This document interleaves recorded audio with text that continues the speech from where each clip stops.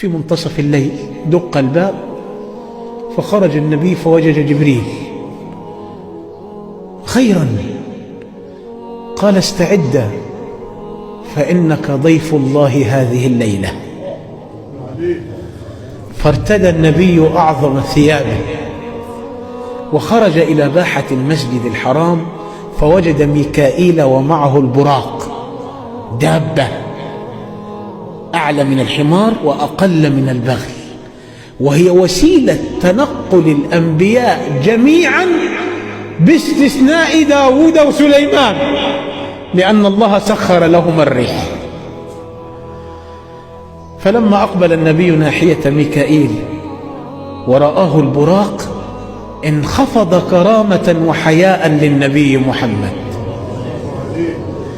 ركب جبريل وركب النبي وركب خلفه ميكائيل، وانطلقوا من المسجد الحرام بداية الإسراء قاصدين المسجد الأقصى في بيت المقدس في القدس الشريف.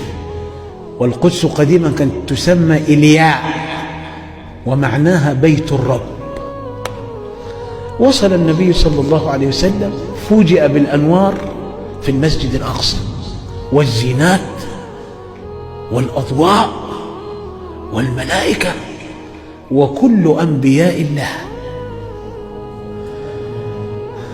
ربط البراق في حائط البراق، وليس حائط المبكى كما يزعمون الآن، هو حائط البراق.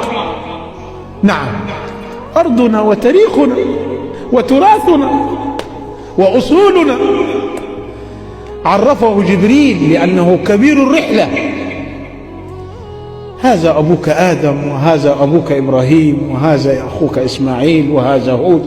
سلم النبي على الجميع واصطفوا ليصلوا الصلاة الإبراهيمية، لأن الصلاة الخاصة بنا دي فرضت في الملأ الأعلى في المعراج، نحن ما زلنا في الرحلة الأرضية.